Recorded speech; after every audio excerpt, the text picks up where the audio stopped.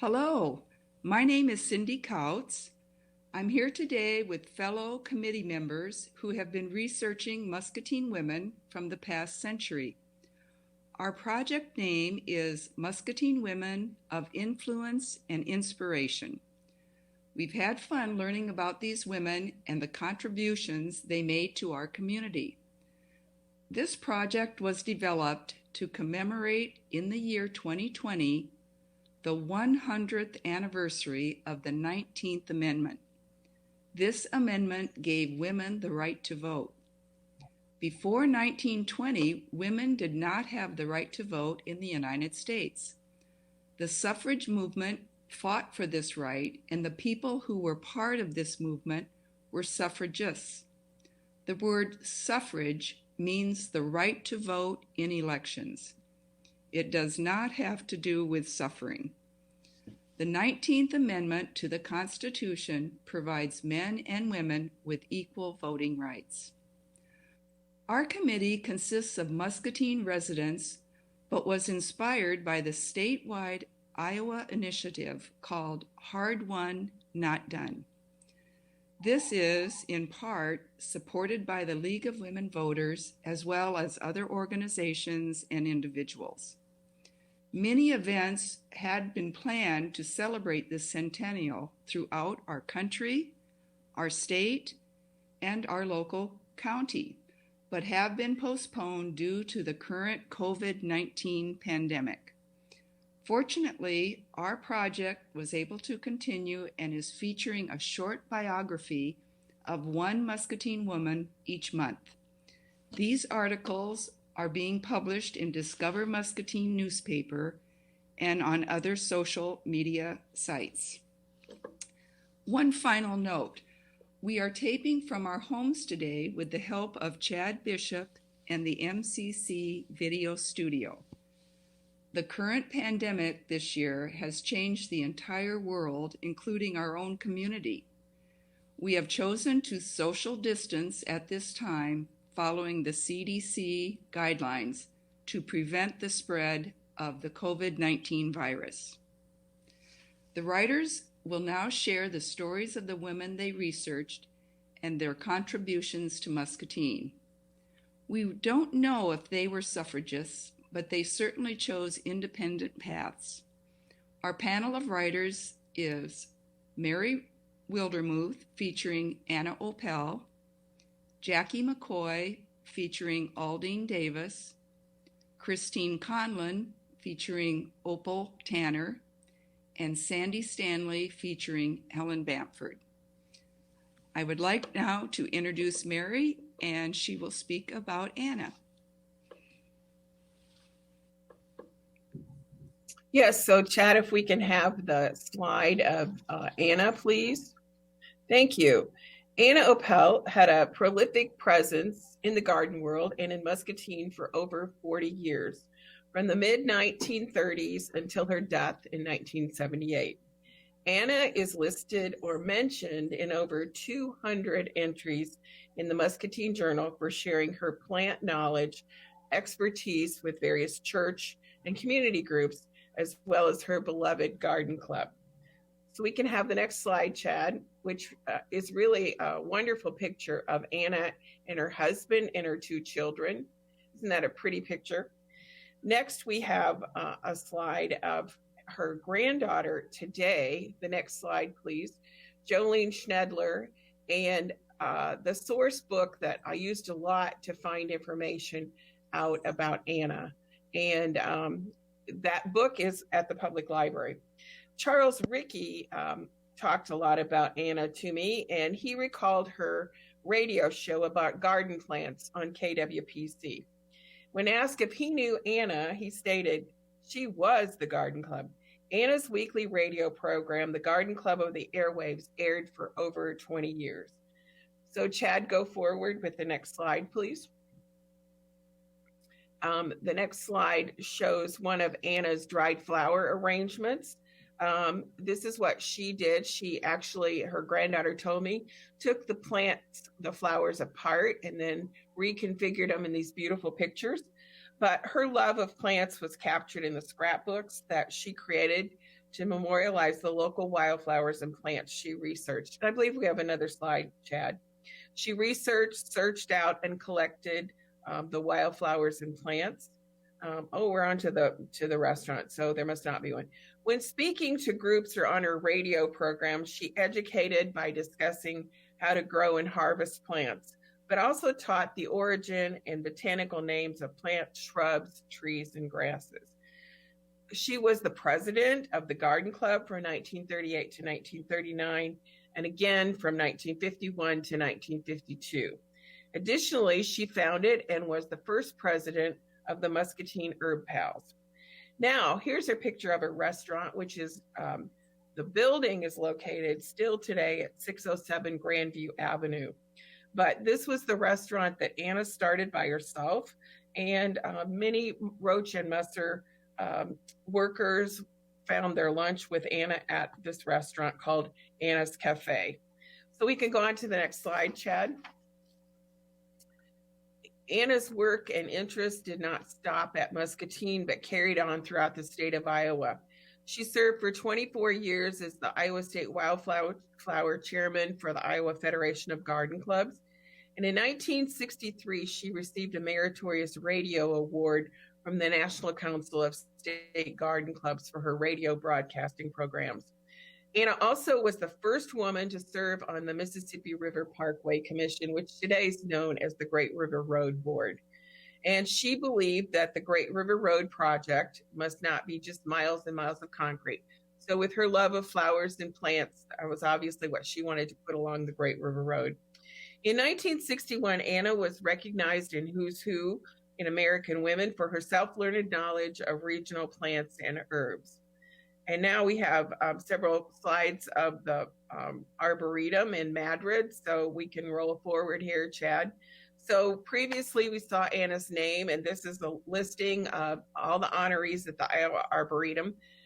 Go forward. In 1970, the local garden club honored her by having her name placed there on a plaque and purchasing an acre. And here you can see the size and immensity of the Arboretum as it is today. And Chad, you can go forward. This little brochure, this little map, this newsletter shows the activities then of the Arboretum in Madrid. And I think we can still go forward, Chad. Yes, Anna then was also appointed to the City of Muscatine Cemetery Commission, and that led to 20 years of dedicated service and a lifelong honorary membership of the committee. Additionally, Mayor Kelly Burns named a section of Greenwood Cemetery in her honor, and you can see it there in Opel edition. And we can go forward, Chad. Anna continued until her death in 1978 to share her knowledge and artistic talents by creating flower pictures on satin pressed behind glass. And you saw one of those previously. They are framed often and given as birthday, Mother's Day, or confirmation gifts. Additionally, Anna loved to show her beautiful wildflower bouquets at local church Sunday morning services. And she collected nuts as well and made decorative trees from them. So as you see on the screen, you might find one of these pictures today, as they're often found at tag sales. And if you would turn one over, you might see that Anna's name is on the back. So Anna was very prolific in the gardening world. And Jacque McCoy is going to tell us now about Aldine Davis. Oh, here additionally is one of is Anna's grave. Got a little ahead of myself there. So yes, at Greenwood Cemetery, this is Anna's cemetery plot. So as I said, Jacque McCoy is going to tell us a little bit more about Aldine Davis. On January 14th, 2001, then Mayor Dick O'Brien declared that day as Aldine Davis Day in Muscatine to celebrate one of the town's leading African-American citizens. But who was Aldine Davis, and why should she deserve a day of commemoration? She was actually born Aldine Jones on April 3rd, 1916 in Centerville, Iowa, to Schuyler and Gladiator Gladys Jones. She has been described as an advocate, artist, writer, mentor, freedom fighter, and friend. Webster defines an advocate as a person who pleads another's cause, or who speaks out or writes in support of something. Aleen aptly fit this description, as she became a part of the fiber of the Muscatine community and worked tirelessly as a community activist until her death in 2000, and rose to local and statewide prominence. On our next slide, we can see that she belonged to several African-American women's clubs, the Sue M. Brown Federated Women's Club, the Semper Fidelis Federated Women's Club, of which she was president from 1964 to 1965, and the Muscatine Federated Women's Club, of which she was a charter member. As a leader in the local chapter of the National Association for the Advancement of Colored People, the NAACP, she fought for the advancement of civil rights for ethnic minorities in the United States. Davis also served on the Muscatine Human Rights Commission, the Equity Committee of the school board, and she taught a course about Black history at Muscatine Community College. In Cedar Rapids, the African American Museum and Cultural Center of Iowa has also dedicated a room to her called the Aleen Davis Memorial Hall. Slide number 3, please. Here you see Alexander Clark House, and in front of it, Aleen. In 1948, Aleen and her husband, William Davis, and their 5 small daughters came to spend their summer in Muscatine, while William worked temporarily constructing the Weed Park pool. Aleen and the girls simply planned to enjoy a nice summer vacation, but the family liked Muscatine so much that they decided to make it their home. And as a member of the Muscatine community, Aleen worked throughout her life to preserve the African-American history, including, you've seen here, helping preserve the Alexander Clark home. Next slide.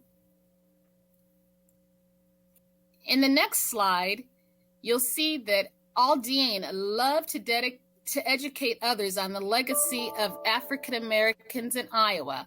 Her own family were part of the Northern migration that helped to build a presence of Black citizenry in Iowa. Her family lineage starts out as former slaves from Virginia. And as time went on, post-Reconstruction, Jim Crow laws resulted in many African Americans migrating north in search of greater opportunities. Southeast Iowa coal mining towns were ripe for such opportunities. Recruiters would engage African Americans to become strike breakers, promising them the new opportunities they were seeking. Upon finding the conditions better here than in the South, workers would send for their friends and families. And so towns like Buxton and Centerville and Muscatine, where Gladys, Aleen's mother, was born, became hubs of African American communities. And many of these African Americans became prominent businessmen and women, and they prospered and lived good lives and had good community standing. And this was the case for Aleen's family, who were life members of the Second Baptist Church in Centerville, Iowa. She wrote a book entitled Soul, Food for Thought. And in that book, Aleen contributes her growing up in Centerville's very diverse community of Croatians, African Americans, Jewish, and Italian communities as preparations to weather discrimination without becoming stigmatized or bitter. In addition, Aleen credits her family for helping her to understand that she needed to be a happy, well-adjusted person. And she is quoted as saying, "We must practice serving our fellow man generous portions of friendly words, understanding, time, patience, warm personality, and a dash of humor." One of the great things about her book, Soul, Food for Thought, was that professionally, even though she was a dietary supervisor, she used her love for food and educating people, along with her love for advocacy, to create a publication that was filled with articles educating people about the contributions of African Americans. This originally started out as an article that was written in the Muscatine Journal and in the Davenport paper, the Iowa Bystander. In Soul Food for Thought, Diane sought to educate the community about contributions of African Americans that were mixed with the history of the United States. And often you would find that African Americans played great roles but were forgotten in the history books. For example, Mrs. Clara Barton, who was known to have contributed to the great profession of nursing during the Civil War and the formation of the Red Cross, inspired a young black girl named Susie, born of slave parents from Savannah, Georgia. Susie's care for the sick led Clara Barton to say, "I'm glad you're doing such a job. Someday I want you to be the first black nurse in the country." Later during the Civil War, Susie King was paramount in serving in an Army hospital in Beaumont that served a regiment of 800 black soldiers that captured Jacksonville, Florida. Susie King's active service went unnoticed until her diary was found after her death. But Aldine's column in Soul Food for Thought brought to light unsung heroes and heroines that history books had forgotten, enriching the community's understanding of how important and impactful diversity is in our nation. Next slide. Aldine served in many other ways by being an active member of the Muscatine Bethel AME Church and later in life in the New Jerusalem Full Gospel Church. She was also an active member of the Muscatine Garden Club, serving as a historian, and the president of the Muscatine Herb Pals. She served on the boards of the Muscatine Public Library, Muscatine Arts Center, the Community Y, and Hershey Manor. She was a member of Harmony Guild, Church Women, and United Church Ministry. She was an Artist in Action, an organization which emphasizes the care of the elderly. She was interviewed on an Iowa Public Television broadcast of Touchstone, and she received the Governor's Volunteer Award in 1989 and the Muscatine Rotary Club Award in 1999. Last slide, please. My personal favorite memory is one of a kind, beautiful woman, full of wisdom and courage, and with the generosity of spirit. Her impact was intergenerational, as she first started out being a friend to my grandmother when they both arrived in Muscatine as young mothers with families. Then, as my mother returned to Muscatine, she became a mentor to her. And when I, as an adult woman, started working in the community, she became an advocate and a mentor for me as well. She was the embodiment of what it meant to live free, as she took on life and its challenges with vigor and grace. She didn't allow her gender, her race, or her age stop her from living life to the fullest and making it better for future generations. I remember once at an overnight retreat, as all of us women settled down for the night, and some of us still had our sleep hair on, that is our wigs, and some of us still kept our makeup on. But Aldine, she was free to be herself in any circumstances. She whipped off her wig, showing a beautifully shaped, sparsely covered head. And she gave several other women there the courage to do the same and to embrace their own natural beauty. And recently, I remembered that, due to an illness, I lost my hair. But now I wear my hair proudly, and I remember my friend, my mentor, Aldine Davis. And now we're going to have Kristine Conlon, and she's going to talk to us about Opal Tanner. Okay. First slide. This is Muscat Public Library, the way I remember it growing up. Little earlier, because you can see Iowa Avenue was still made of bricks at that point. But I remember going there as a little girl and skipping over the poison step, which was the step with the date on it. I think it was 1901. And then you'd go into the library, and it was beautiful. Next slide. This is the inside of the library, actually in back of the desk. Growing up, I would be over in the room you would go to. It's kind of in the middle with the 3 circular windows over it. That was the children's department. And then as you grew up, you went over to the stacks you see on the left side of the picture. You see the big, big desk in the middle where Miss Tanner reigned supreme. And it might remind you of The Music Man, where Marion the librarian had a similar desk in a similar library. And that's probably not a coincidence, because Miss Tanner grew up in Mason City, and she went to high school at the same time as Meredith Willson, who actually wrote The Music Man. She was tall. She was elegant, or at least I thought so as a little girl. She had these diamond rings on, and the rumor was she had had lovers when she was young. And I recently found out she did have a fiancé who had died at Christmas time, and Christmas was always a bittersweet time for her.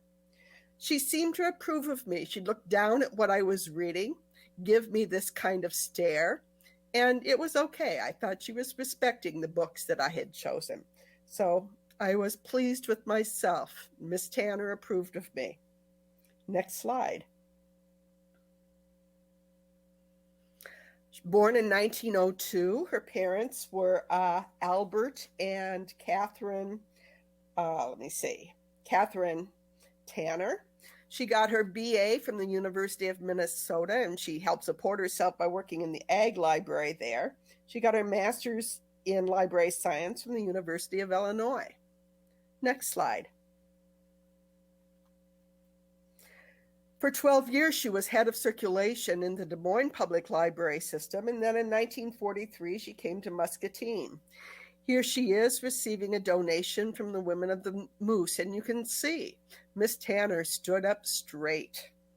Next slide. While Miss Tanner was head librarian in Muscatine, 45,000 books were added to the collection. She also started collections at 8 grade schools, and she started collections at 2 junior high schools. In 1965, the new addition was built on the back of the library where Clark House is now. She retired in 1968. She was very, very active in what was going on in Muscatine. She was past president of the PEO Chapter FC. She was president of the Ethics Club twice. She was treasurer of the American Association of University Women, which honored her by giving a fellowship in her name for women doing postgraduate work. She was a member of Delta Kappa Gamma, which was the teacher sorority. She was president of the Business and Professional Women, secretary for the State Library Association, and member of the National Library Association. She was very, very busy in activities outside of the library itself. Next slide. When she retired, she was still very, very active. She did volunteer work, but according to this article in the journal, she did yardening, working in her yard. She, of course, kept reading. She solved cryptograms. She worked on her house, and she volunteered all over town. What I found fascinating was she made corncob jelly, and the recipe for corncob jelly is here in the Muscatine Journal. It's the next slide, as a matter of fact. And it just blows my mind that Miss Tanner made jelly. I mean, that's not the image I had of Miss Tanner, but here is how you make jelly from corn cobs, and it sounds actually pretty good. Next one. She loved Muscatine. She said it was the best period of her life, and despite being somewhat intimidated, I think Muscatine loved her back. Wonderful memories of the old library. Nice that we have the new library now, and the new library has done a lot of work helping us put these presentations together, and we want to thank them for that. And here is Sandy Stanley to tell us a little bit about Helen Bamford. Thank you, Kristine. I am Sandy Stanley, and it's my privilege to present Helen Bamford as one of our Muscatine women of influence and inspiration. Helen Bamford will be remembered as a pioneer for starting her own photography business in Muscatine in 1948. Ms. Bamford said her interest in photography began when she received a camera as a gift when she graduated from high school. This started her love of photography for enjoyment and profit. Prior to working for the Chamberlain studio, she would bring in her own film for development. She later speculated that Mr. Chamberlain thought she was such a camera fan, he offered her the job as a receptionist. Ms. Bamford credits her early years working as a receptionist for the Chamberlain studio as a learning ground for her profession and business. She started out as a receptionist at the J.A. Chamberlain studio in 1924. Later, she became a photographer in his studio. The next slide. In 1948, she opened the Helen Bamford Studio on Iowa Avenue in Muscatine. She later relocated to 106 East 2nd Street. It was the first photography studio owned and operated by a woman in Iowa. She operated the studio until her retirement in 1978. At a time when most portrait studios were owned by men, Helen Bamford had a very successful business which she started and managed herself. When she opened her own newly remodeled studio in 1948, she had the latest photographic equipment. The studio also included frames and specialized in the framing of photographs. She specialized in portrait photography and was the photography for many high school yearbook photos, weddings, children, and family portraits. The next slide. Throughout her career, she earned many awards, including the Medler Award for Iowa's Best Portrait in 1968. In 1971, at the awards ceremony of the Professional Photographers of Iowa, she won second place in direct color portraits of children and an excellent award for direct color portraits of brides. In the 1950s, George Michael joined her photography studio. When Helen retired in early 1978, she sold the business to him. He kept the Bamford studio name but relocated it to 209 East 2nd Street in 1984. Next slide. Helen Bamford was born on November 16, 1902 in Muscatine, Iowa, to Frank and Mary Dietrich Bamford. She had one sister, Ida Bamford Houseman. She died in November 1994, just short of her 92nd birthday. She was a member of Wesley United Methodist Church and the Miriam Circle of the church. She was a member of the Muscatine Business and Professional Women's Club, the Professional Photographers of Iowa, and the Professional Photographers of America. She was a booster of the Miss Muscatine pageant, photographing all contestants and winners until her retirement in 1978. Her hobbies included flowers and working in her garden. She was known for her hats. In fact, you can see in this picture, no, I don't think it is a hat actually behind her. I apologize. She was known for her hats, some described as outlandish with feathers and other accessories on them. She was described as a private person and very frugal. Miss Bamford's papers and photographs are archived at the Iowa Women's Archive, the University of Iowa Libraries in Iowa City. Her papers and photographs are, quote, thus far the most extensive documentation of an individual woman photographer of this type in the archive, end quote. The archives are closed due to the coronavirus, so we were unable to access her numerous photos. We would have loved to show some pictures of her in her distinctive hats, but that was not to be. Cindi Kautz will make some closing remarks now. Thank you.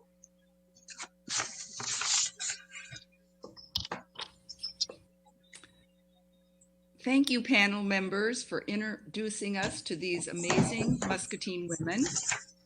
Their stories are an important and interesting part of our local history, and we recognize the challenges they faced in their lifetimes. They became role models for many future generations. Thank you to Discover Muscatine for publishing our monthly biographies. Thank you to Musser Public Library for research assistance in sharing the Muscatine Journal newspaper archives. And in closing, our gratitude to Chris Anderson for the beautiful logo design, and to Chad Bishop and the MCC Video Studio for their assistance and support of this project. Thank you all, and please vote. Goodbye.